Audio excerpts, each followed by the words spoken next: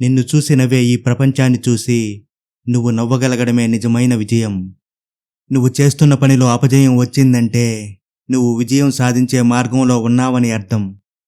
నీ జీవితంలో నువ్వు పైకి ఎదగాలంటే కేవలం విజయాలతోనే సాధ్యం కాదు.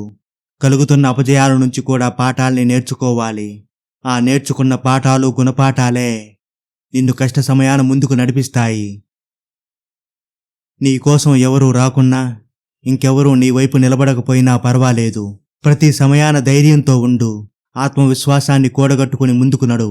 అదే నీకు అన్ని సమయాల్లో శ్రీరామ రక్ష. విజయవంతమైన జీవితాన్ని జీవించడానికి కావలసిందంతా నీ మనసులోనే ఉంటుంది. ఎటువంటి కష్టాల్ని నష్టాల్ని అనుభవించకుండా, వైఫల్యం చెందకుండా గెలిచిన వారు ఈ ప్రపంచంలో నువ్వు చూపించలేవుగాక చూపించలేవు. మీ తాతలు ముత్తాతలు ఏం సాధించారో దానిని విడిచిపెట్టు. దాని గురించి ప్రస్తుతం చెప్పుకోవడం వల్ల ఎటువంటి ప్రయోజనం ఉండదు. ఎప్పటికైనా నీ ఎదుగుదల మాత్రమే నిజం. శ్రమకున్న శక్తి ఎంతో అద్భుతమైనది. ఆ శ్రమను జయించే శక్తి ఈ ప్రపంచంలో దేనికి కూడా లేదు. విజేత అంటే ఏ రంగంలోనైనా వస్తున్న అత్యంత క్లిష్టమైన పరిస్థితులను ఎదుర్కొని ధైర్యంగా నిలబడ్డవాడే. ఎలాగైనా గెలిచి తీరాలన్న తపన, దృఢ సంకల్పం ఉన్న చోట ఓటమి అడుగు పెట్టడానికి కూడా భయపడుతుంది. ఓటమి అనేది మన జీవితానికి గురువు లాంటిది. ఏం చేయకూడదో, ఎలా చేయకూడదో అది మనకు నేర్పుతూనే ఉంటుంది. జీవితంలో ముందుకు వెళ్ళలేని ప్రతి మనిషి తప్పక వెనక్కి వెళ్ళి తీరాల్సిందే. ఏదో ఒక పనిలో నిరంతరం నిమగ్నమై ఉండేవాడికి నిరాశ అనేది కలగదు. జీవితంలో గెలవాలన్న తపన ఎప్పుడైతే నీలో తగ్గుతుందో అప్పుడే నువ్వు ఓటమికి దగ్గరవుతున్నావని అర్థం. మనకు ఎదురవుతున్న ప్రతి అవకాశంలోనూ కొన్ని అడ్డంకులు ఉంటాయి. అదే అడ్డంకుల చాటున అవకాశాలు కూడా పొంచి ఉంటాయి. వాటిని నేర్పుతో ఓర్పుతో కనిపెట్టి చేజిక్కించుకోవాలి. నీవు వెళుతున్న మార్గంలో మరుగుతున్న కుక్కలన్నిటి నోరు మూయించాలనుకుంటే నీవు ఎప్పటికీ ఎన్నటికీ నీ గమ్యాన్ని చేరుకోలేవు. జీవితంలో ఎదగడానికి డబ్బునిప్పుడు జోబులో ఉంచుకోవాలి, అంతేకాని ఆలోచనల్ని కాదు. ఈ ప్రపంచంలో 90% మంది కన్న కలలుగానే మిగిలిపోతుంటాయి. దానికి గల ప్రధానమైన కారణం భయం. మన చుట్టూ ఉన్నవారు ఏమనుకుంటారోనన్న భయం. మీరు అనుకున్నది సాధించడానికి మాట మొదటి అస్త్రమైతే మౌనం ఆఖరి ఆయుధమని తెలిసి మసులుకోవాలి. కొన్ని అవకాశాలు జీవితంలో ఒక్కసారి మాత్రమే వస్తాయి. వాటిని సద్వినియోగం చేసుకోవడంలోనే నీ తెలివితేటలు బయటపడతాయి. నీ జీవితమంతా చీకటైతే ఆ చీకటినే నిందిస్తూ బాధపడుతూ కూర్చోకు. లేచి నీ బాధనంతా విడిచిపెట్టి ఒక చిరుదీపాన్ని వెలిగించుకో. అప్పటి వరకు నిన్ను భయపెట్టిన చీకటంతా భయపడి పారిపోతుంది. కడుపు కాలడం అనేది చాలా గొప్ప వరం. అదే గొప్ప జీవితానికి నిజమైన పునాది. చిటికెడు బుద్ధి లేనప్పుడు ఏనుగంత బలం ఉన్నా వృధానే. జీవితంలో అన్నిటినీ బలంతో జయించలేము, కొన్నిటిని బుద్ధి బలంతో జయించాలి. జీవితంలో నువ్వు కన్నకల చెదిరి ముక్కలైనా సరే నమ్మకాన్ని కూడా తీసుకుని మళ్ళీ ఇంకోసారి స్వప్నాన్ని చూడగలగడమే జీవితం. అధైర్యం నిన్ను ఆవహిస్తుందని లేసమాత్రం అనుమానం వచ్చినా సరే ఏమాత్రం దాన్ని ఉపేక్షించవద్దు. మొగ్గలోనే దాన్ని తుంచేయండి, లేకపోతే మొదటికే మోసం వస్తుంది. జీవితంలో నీ పరిస్థితి ఎలా ఉన్నా సరే కలలు కనడం ఏమాత్రం ఆపవద్దు. పెద్ద కలల్ని కను, వాటిని సహకారం చేసుకోవడానికి చిన్నగానైనా మొదలుపెట్టు. ఏదో ఒక రోజున ఆ కలలు ఖచ్చితంగా నెరవేరి తీరుతాయి. ఓపిక ఉన్నంతవరకు కాదు, ఊపిరి ఉన్నంతవరకు పోరాడు. జీవితంలో అవసరం, అవకాశం అనేవి ఏమీ తెలియని మనిషికి కూడా సమయాన్ని బట్టి అన్నీ అవే నేర్పిస్తాయి. భయానికి భయం ఎక్కువ, తానెక్కడ బలహీన పడిపోతానోనని. అందుకే మన బలహీనతను తన బలంగా మార్చుకుని బ్రతుకుతుంది.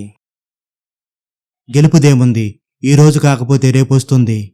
మహా అయితే నలుగురికి నిన్ను పరిచయం చేస్తుంది. అదే ఒక్కసారి ఓడిపోయి చూడు. ఆ సమయాన నీ వాళ్ళెవరో, నీ వాళ్ళలో పరాయి వాళ్ళెవరనేది ఆ సమయాన నీకు బాగా అర్థమవుతుంది.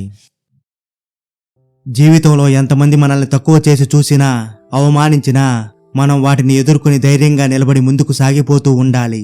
చివరికి మనమేంటో వారికి నిరూపించాలి. నలుగురు అంటున్న 4 మాటల్ని పట్టించుకుని అక్కడే ఆగిపోతే పాడైపోయేది నీ జీవితమే. అన్న వాళ్ళకేమీ కాదు. విన్న నువ్వు మాత్రమే చివరికి నాశనమైపోతావు. జీవితం అనే నాటకంలో ప్రతి పాత్ర నిన్ను పరీక్షిస్తూనే ఉంటుంది. ఆ పరీక్షలన్నిటినీ తట్టుకుని ధైర్యంగా నిలబడు చాలు. ముందుకు వెళ్ళడానికి నీకు జీవితమే మార్గాన్ని చూపిస్తుంది. అస్తమానం మనుషుల మాట విని ఆగిపోకు. నీ మనసేం చెబుతుందో దాన్ని విను. నీ లక్ష్యానికి అనుగుణంగా నీ అడుగులు వేస్తూ వెళ్ళు. అప్పుడు నీ జీవితం సంతృప్తితో నిండిపోతుంది. నిన్న కన్నా ఈరోజు మెరుగ్గా ఉండడానికి నీతో నువ్వే యుద్ధం చేయి. అలసిపోయేంత వరకు ఆడితే అది ఆట, గెలిచే వరకు చేస్తే అది యుద్ధం. చచ్చిన తర్వాత కూడా బ్రతికితే అది నీ మంచితనం. అందరి గుండెల్లో చిరస్థాయిగా నిలిచిపోతే అదే దైవత్వం. అనునిత్యం యుద్ధం, అంతిమ గమ్యమే నా ప్రయాణం. ఓటమిని అస్సలు ఒప్పుకోను.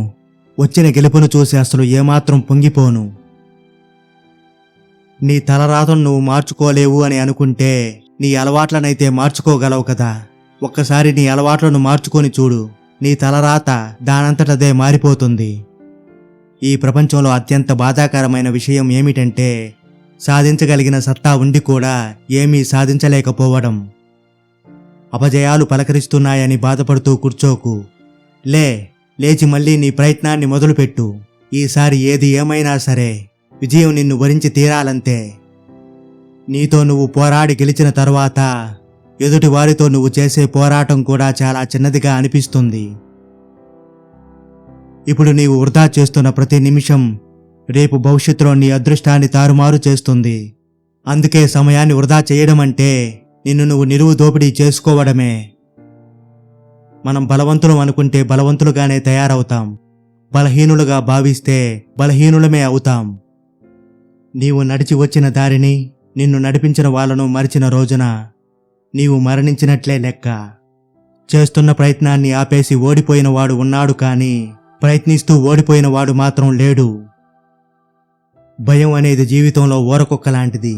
నువ్వు ఎంతగానైతే దాని నుండి భయపడి పారిపోతావో అంతగా నిన్నది వెంటాడి తరుముతుంది. అందుకే దాన్ని చూసి భయపడి పారిపోవడం ఆపేయి. ధైర్యంగా నిలబడు.